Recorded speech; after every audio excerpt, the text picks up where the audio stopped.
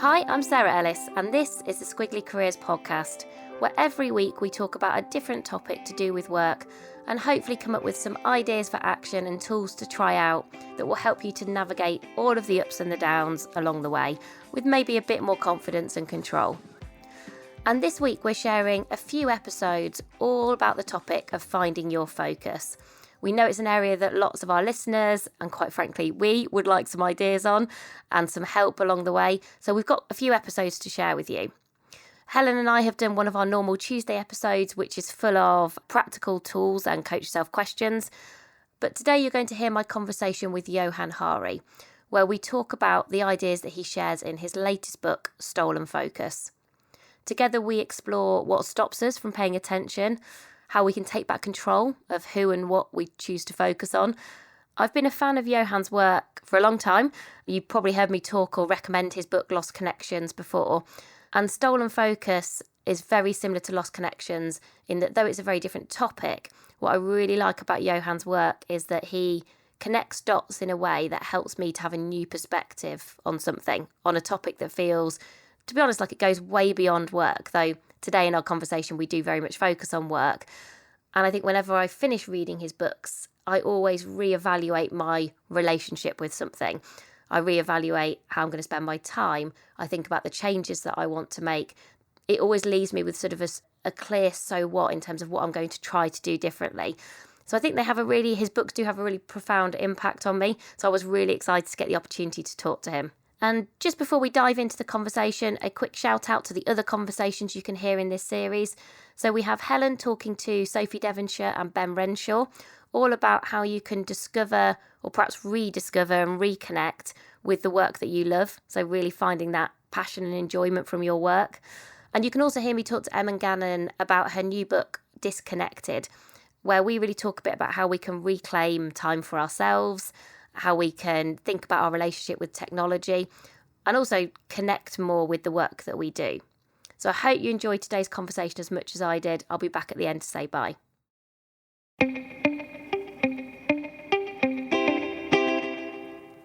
So Johann, thank you so much for joining us on the Squiggly Careers podcast. I'm really looking forward to our conversation today. Oh, I'm so chuffed to be with you. Thanks so much. And I thought we would dive in straight to like some of the tough stuff, some of the tensions and contradictions that I think you explore so brilliantly in Stolen Focus around what are these things that impact our ability to pay attention? Like what's getting in the way? How much can we control those things? And one thing that really stuck out to me quite early on was it becomes really clear, or it certainly did to me as a reader, that to do things really well, we need to focus on one thing at once. And yet you also mention research that shows that at work, we rarely get an hour of uninterrupted time. And I sort of thought, wow, that feels like on one hand, we know this, we know we need to focus. And on another hand, we're sort of creating a world of work where potentially that's almost impossible in terms of how we're working. So I just wondered if perhaps we could start by taking our listeners through, why we can't multitask, because I do sometimes think there's still this myth of, well, maybe I can, and how that affects our attention in terms of why we do need to do one thing at once. As you know, I traveled all over the world to meet the leading experts on what causes attention to be good and what causes it to degenerate. And I learned from them that there's actually 12 factors that have been proven to either boost or trash your attention. And a lot of those factors are rising. And one of them is exactly, you've gone to one of the ones that I found most challenging. So I went to MIT, the Massachusetts Institute of Technology, and interviewed one of the leading neuroscientists in the world, an amazing man named Professor Earl Miller. And he was saying to me right at the start of our conversation, you need to understand one thing about the human brain, which is that you can only consciously think about one thing at a time. Human brain hasn't changed for 40,000 years. This is just a fundamental aspect of the technology. It ain't changing anytime soon, right? And he explained to me, even though that's a fact, we have fallen for a delusion. The average teenager now believes they can focus on 6 or 7 things at the same time. And he said that when you think you're doing that, your consciousness kind of papers over it. But what you're really doing is you're juggling. That comes with 4 big costs. So while I'm talking to you, I'm not going to do this. In fact, I've hidden my phone at the other side of the room. But you can well imagine, I might think, oh, in the minute when she's talking, I'll just glance at my text messages, right? For a second, so 2 seconds, I can do that. What they discovered is that what's called task switching comes with 4 costs. The first cost is what's called a switch cost effect. It's very simple. The moment in which I look at my text and I look back at you, my brain has to refocus twice. It has to go, what's that text about? Why is Rob sending me that? Oh, yeah, it's because he's got that problem with this. And, oh, right, okay. And then I refocus on you. I'm like, wait, what did she just ask me? And then, of course, if there's a third one, if there's a television in the corner of the room, and then I glance at my Facebook, and then so that's a switch cost effect. Your brain has to refocus, and that takes up a significant amount of mental power just to refocus. You don't feel it, but it does. The second is what you might call the screw up effect. So when I refocus, let's say I'm doing my tax return, glance at a text, look back at it, I'm more likely to make a mistake in my tax return, and then I have to go back and correct that. So that takes more time. You're fixing mistakes. The third is with your creativity. When you're not jammed up with distractions, your mind will start to wander.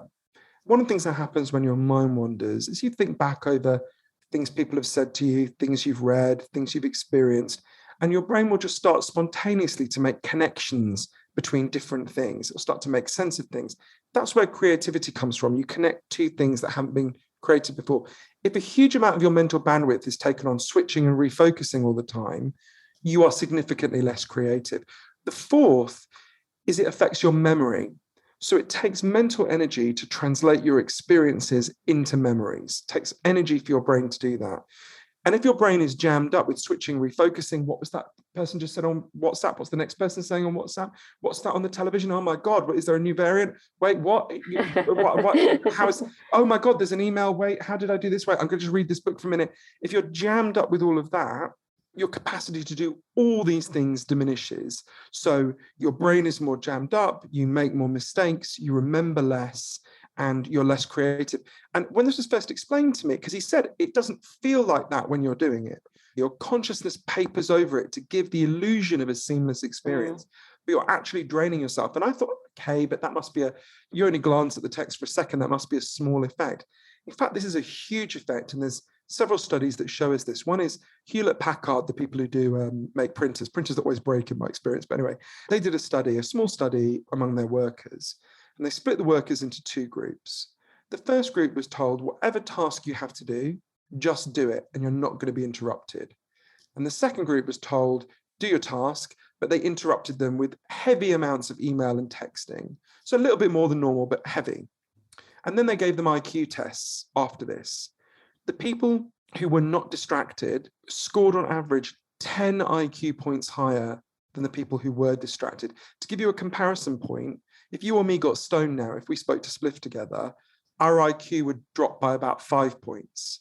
So distraction is twice the effect of being stoned, at least in the short term, right? So that means you'll be better off sitting at your desk, smoking a fat spliff and only doing one thing, than sitting at your desk, not getting stoned and just being constantly interrupted with emails and text messages, right? Knowing what we now know from what you've just described, where do we go next? That's a really good question. And there's 2 layers to the response, right? So there are lots of things we can do as individuals to improve our ability to focus and pay attention. And I talk a lot about them in the book, obviously. I'm sure we'll talk about some of them. But also, we've got to be honest with people. We're exactly as you say, we are living in an environment that is pouring itching powder over us the whole time, a kind of mental itching powder. And that environment is making all of us less able to focus. So if you're in that situation, it's not your fault that your attention has got worse. The average American teenager now focuses on any one task for 65 seconds and the average office worker for 3 minutes. So that's happened to almost everyone. So that's not on you. This is one of the things I learned that was really challenging. It's not that your attention collapsed. Your attention has been stolen from you. It's been stolen from you by some very big forces. Now, as isolated individuals, there are things we can do to resist those forces.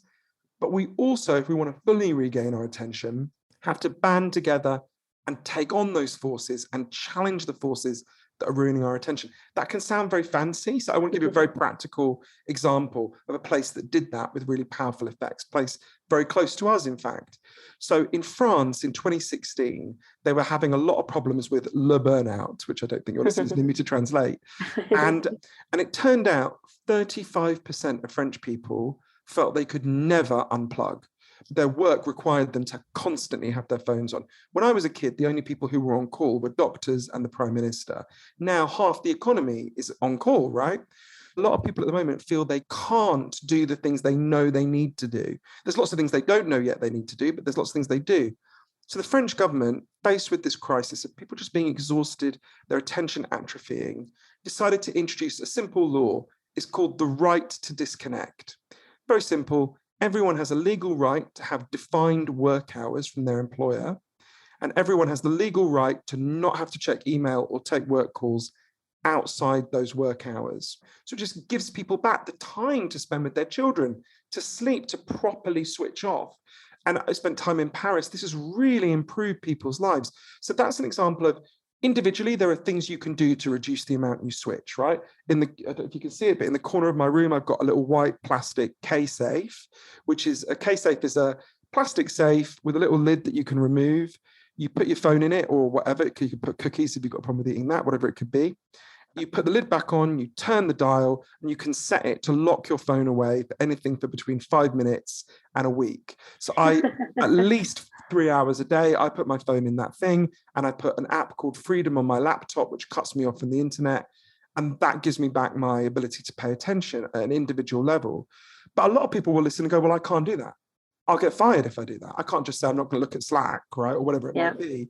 So that's why we need to have both an individual response and a social response. And that social response can happen if enough of us band together and demand it and fight for it. I think this can feel both overwhelming and out of our control. If you're listening to this now individually and thinking, right, I completely understand that logic that Johann's taught me through, and I buy the argument. From your experience, is it about your phone? Is the phone the first place to start? Is it about, your work notifications? Are there certain things that you have found that just seem to work pretty well to get us started, almost redefining our relationship with our own attention? It's a really important question. Because there's these 12 factors, different people will have different things. But I'll give you an example of one that the vast majority of people are having a problem with: sleep. So I interviewed the leading experts in the world on sleep. And the figures on this are extraordinary. Only 15% of people wake up feeling refreshed in the morning.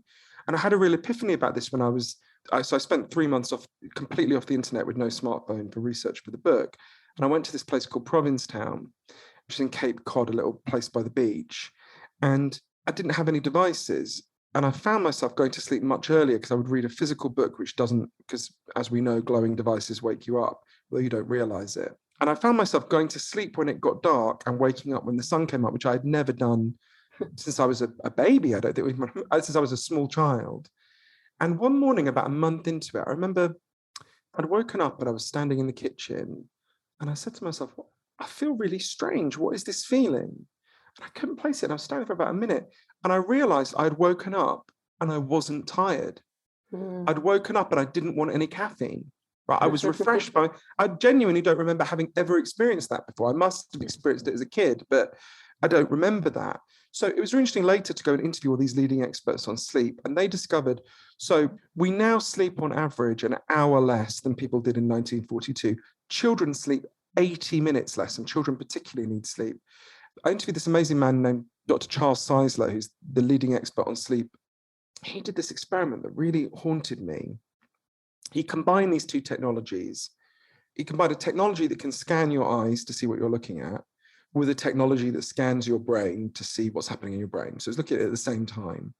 And what he discovered is when you're tired, it doesn't have to be much, 19 hours of staying awake. It doesn't feel that much. You can be awake and talking and looking around you, but the brain scan shows that parts of your brain have literally gone to sleep, right? You look awake, you look as awake as you and I do now, but your brain, literally half of your brain can be asleep. I thought, wow. And this is why if you stay awake for 19 hours, your attention is as bad as if you had got drunk. And even if you don't stay awake for 19 hours, if you get 6 hours a night for 2 weeks, you're at a level again where it's equivalent to if you were legally drunk. Again, I can say to people, sleep more, right? Put more of a priority on sleeping more and discipline yourself. Don't have any devices in your room. There's all sorts of things that we can do that I go through in the book. Those things are really important. So I would again marry, for everything that I'm talking about, I think there's both an individual solution and a bigger social solution. So the individual solution is, of course, put a higher priority on sleep. I do that now. Don't drink caffeine after 4 p.m. Make sure your room is a little bit cold when you go to sleep because your core needs to cool down in order to get you to sleep. I used to have the heating on too high. Don't look at any screens for 3 hours before you go to sleep because the light sends a signal to your brain to wake you up. I also think there's bigger things. I went to a place that made it possible for people to sleep much more. In New Zealand, I went to a business named Perpetual Guardian, which is run by an amazing man named Andrew Barnes. And they decided all of their staff were going to move from a 5-day week to a 4-day week on the same pay. Because Andrew noticed that his staff were exhausted, they were knackered, and he had this idea that, maybe they'll be more productive if they get time to sleep and rest. In fact, it turned out, this was monitored by Dr. Helen Delaney at the University of Auckland Business School, they achieved more in 4 days than they had in 5. And this is something a huge number of businesses that I write about experienced. I remember thinking that feels a bit counterintuitive. And then I went to interview a man named Professor Jeffrey Pfeffer. And he said to me, look, you want to understand this, it's not difficult. Ask anyone who supports a sports team, do you want your team to walk onto the pitch exhausted? No, you want them to walk onto the pitch well rested and refreshed. Why would it be any different for anything else, right? So that's a big change, right? A 4-day week. I think it would benefit all of us. I think COVID has shown us how much work can change very rapidly. So I would marry the individual advice. By the way, one of the things that changed at Perpetual Guardian, that company, one of the things people did with their extra time is they slept much more. They were less tightly wound. If you get time to rest, you don't go to sleep all hunched up and thinking, what was that I should have done today? Oh no, I didn't answer that email. What was this? What was that? Giving people space to relax creates space for them to sleep more and do the other things that they know we need to do. We live in that gap between what we know we should do and what we feel we can do. We have to close that gap. Some of that is individual action about your priorities, right? Maybe you want to watch Netflix for an hour less and sleep an hour more. There's a whole range of things we can do as individuals, and it's really important to stress that. But we can also band together as citizens and fight for something better as well. In this sense of the always on culture where you feel like you couldn't possibly maybe not look at your phone in an evening, where you do feel like your boundaries have got really blurred, obviously those things will then impact our attention negatively. Have you seen or come across anything or even experienced anything for yourself? Because it sounded to me like you work pretty hard, I would say. I haven't read the book. I was like, it sounds like he works pretty hard, or certainly has worked pretty hard and quite long hours. Anything that's worked really well for you in terms of putting some of those boundaries in place to help you to then do better work when you are at work? Yeah, I want to be honest about that. There were lots of changes I was able to make in my life as a result of what I learned. And there were some changes where I thought I should make this change and I tried and I couldn't do it. So one was improving how I ate. I've tried and I'm just too junk food addicted. Like, there's literally in the corner of the room, you can't see it. You've got your Coke Zero. So that's not too bad, is it? Well, there's also a McDonald's bag in the corner at lunchtime. I want to be honest with people about that. And there's another one which is about work, which is about part of it, I think, is all of us explaining to each other and to our employers, if you want people who can pay attention, we can't do it like this. And the single best thing anyone can bring to their work is their ability to pay attention to it. If we're working in a way that destroys our attention, that isn't good for anyone. That's obviously not good for the worker, and that's obviously not good for the employer. Some of that is the hours we work. There's lots of other factors. The amount of control you have over your work increases the amount of attention you can pay to your work. The more people are given control over their work, the better able they are to pay attention. The more meaningful your work is to you, the better you can pay attention. And there's lots of evidence about this. Attention is tied to meaning, right? For obvious reasons. It's much easier to pay attention. If something is meaningless to you, your attention will slip and slide off of it, right? And when people have control over their work, they can create meaning out of it. So there's lots of examples of that. There's a really interesting example with NHS cleaners after privatization. So before NHS cleaning services were privatized, obviously cleaners' job is in a hospital is to clean the hospital, but cleaners also were like an extra pair of eyes and ears on just in the wards, right? So an ill person might go, oh, could you get me a glass of water? And the cleaner would go and get them a glass of water. The cleaners saw it as part of their job to like joke with people, cheer them up, all sorts of things that are hugely beneficial both to the cleaner and more importantly, to the patients. And then cleaning services were privatized and outsourced. So the cleaner was no longer employed by the hospital, they were employed by a private company. This happened in the late 1990s. And then cleaners were told, stop doing all this irrelevant stuff. Don't fetch them glasses of water. That's not your job. Don't make jokes with them. Get on with the cleaning. Do it. And actually, when they had less control over their work, firstly, cleaners started to hate their jobs, right? When they had some agency, they could identify things that people needed. Oh, that person needs a glass of water. She looks a bit down today. I'll tell her a joke. Suddenly, if you lose that control, you can't identify the problems around you and solve them. And you feel much worse, and your attention gets much worse. You make many more mistakes. The actual cleaning got worse because they hated their job. You don't care as much. Yeah. Exactly. And so you think sometimes this can sound like you're talking about fancy jobs, meaning, control. It doesn't matter what your job is. When you've got control over it, you can find things that are meaningful and that you want to pay attention. When control is stripped away from you, it's hard to create meaning.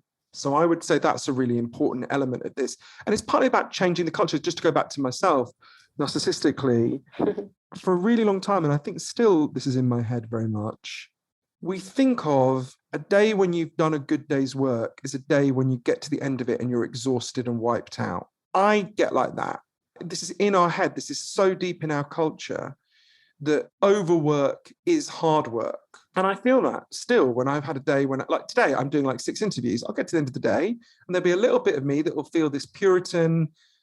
Good for you, Johann. You've worked to the point where you can't speak anymore, right? Now I feel awful. I'm contributing to your lack of attention. No, but it's this idea that's implanted in us by the culture, which is we're taught working yourself to the point of exhaustion is work. And it's not, even though intellectually I know all these things I'm explaining to you, that coexists in my head with these deep ideas that have been implanted in us. So this is constantly a process for all of us of challenging these ideas in the culture. Actually, that's not good work. Actually, tomorrow my interviews won't be as good because I've done too many, right? I know that.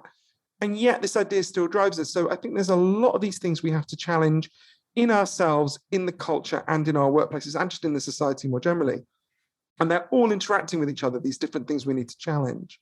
And so towards the end of the book, you describe the different layers of attention, which I think you had spoken to someone who's done a lot of work on attention. And then you sort of also added based on your own perspective. So I wondered if you could just talk that through for us.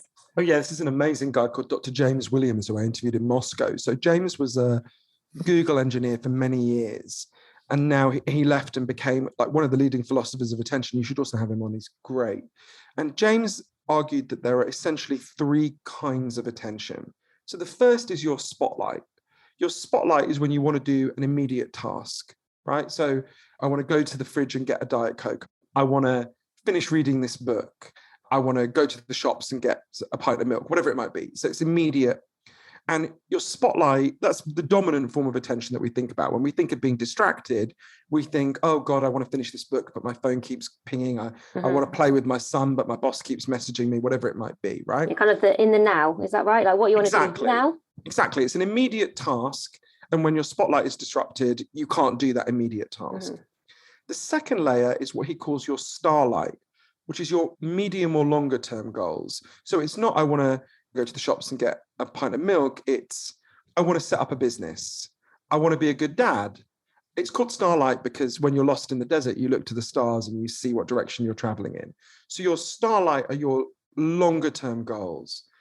I think at the moment, a lot of our starlight is being disrupted. So if you're on social media all the time, you find yourself being hijacked by petty goals. Like I want more likes on Instagram. I want more followers. A life where your spotlight is disrupted, where you can't do short-term things, ends up disrupting your starlight. Because if your life just breaks down into these chunks, where also if you're jammed up and you never get time to think, it's much harder to achieve your medium and long-term goals.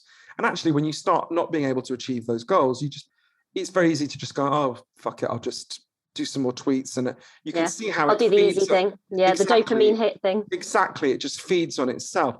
The third layer is your daylight. Your daylight is how you know what your long-term goals even are. So it's when a room is flooded with daylight that you can see everything clearly. So think about, so you want to be a good dad. How do you know what it is to be a good dad? You want to set up a business. Well, how do you know what the business you want to set up is? You want to write a book. Well, how do you know what book you want to write? Again, it's a kind of longer term kind of focus. But if you're disrupted and jammed up all the time, You lose your ability. It's not just that you lose your ability to do an immediate task. It's not even that you lose your ability to do a longer term task like set up a business. At some level, you lose your sense of who you are. You lose your sense of where you want to be, what kind of person you want to be. If your life is just broken into 65-second and 3-minute chunks, where do you get the mental space to know who you are, to know what your story is, to tell a story about yourself and the kind of person you want to be? And I would argue there's a fourth layer of focus. I'm going beyond what James says now, although I know he's sympathetic to what I say in this. And I would call them the stadium lights, which are our ability to see each other in the society, right? Because we don't just pay attention as individuals, we pay attention as a society to things, right?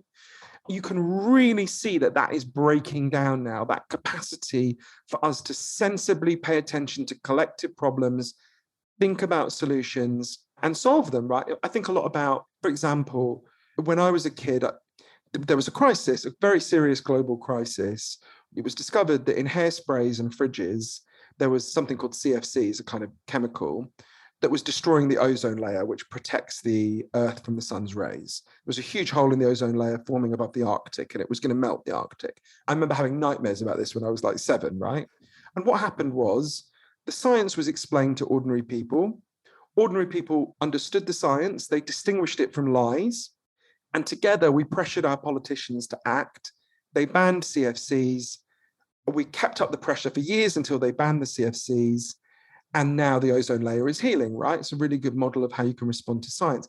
Today, if exactly the same crisis happened, you would be flooded with nonsense on social media saying, does the ozone layer even exist? Then we would tribalize. Some people would start wearing a little symbol that represented the ozone layer to show how virtuous they are.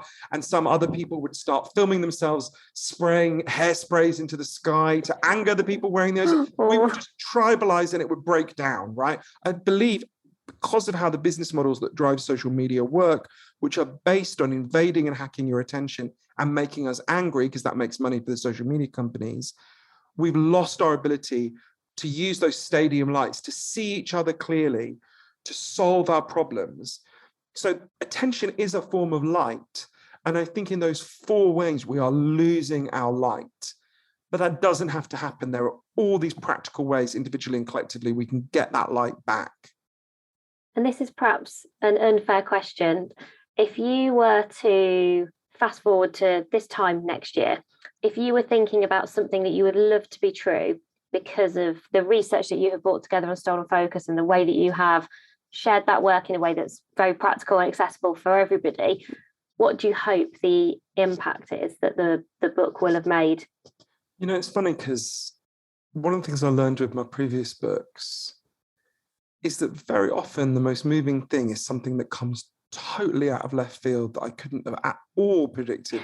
So, for example, I wrote a book called Chasing the Scream, we had a lot of addiction in my family. And I wrote this book about what causes addiction and how the way we're currently responding with punishment and shame is a disaster, and actually places that have built solutions based on love and compassion reduce addiction. And I'm a left-wing gay atheist. And 2 years after the book came out, I got contacted by this woman called Christina Dent, who is an evangelical Christian in Mississippi. And Christina is so passionately opposed to abortion, which is very different to my politics, I'm sure you can guess, that she believes you've got to put your money where your mouth is. So she fosters children in the Mississippi foster care system, because she's like, if you're going to tell people to have their babies, you've got to actually help the babies, right? Which is an honorable position, although I don't agree with her view on abortion. In Mississippi, most of the women who have their children taken away from them have addiction problems. So she gets to know all these women with addiction problems, all these mothers. And she's like, well, why didn't anyone help these women years ago? So she then starts to read about it. She saw a TED talk that I gave, and then she read my book. And Christina has now set up a group called End It for Good of evangelical Christians in Mississippi who fight to decriminalize drugs and end the war on drugs and use the money instead to help people with addiction problems, right? Now, Christina is as far from what I pictured when I wrote my book as you can possibly imagine, right? And she's a wonderful person, and we've become good friends.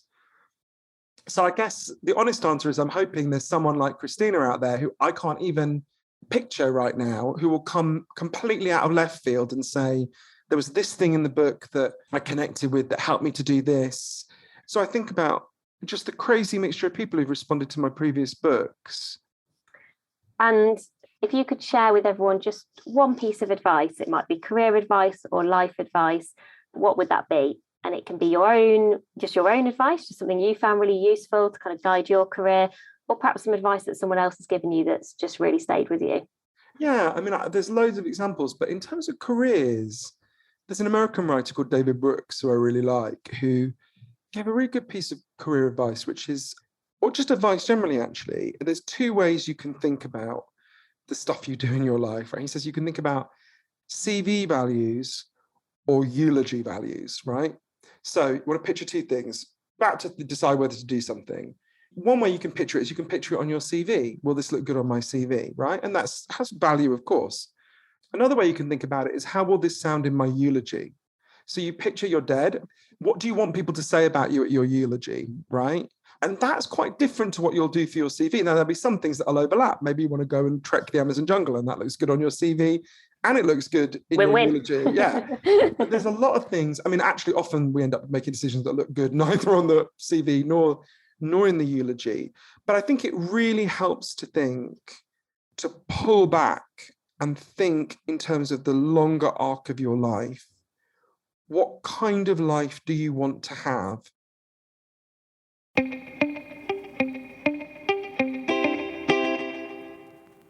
Thank you for listening to my conversation with Johann today. I hope it helps you to find more focus and to pay attention to the things that matter to you.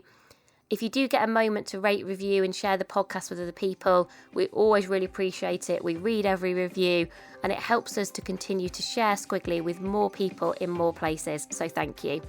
That's everything for today's episode, and we're back with you again soon. Bye for now.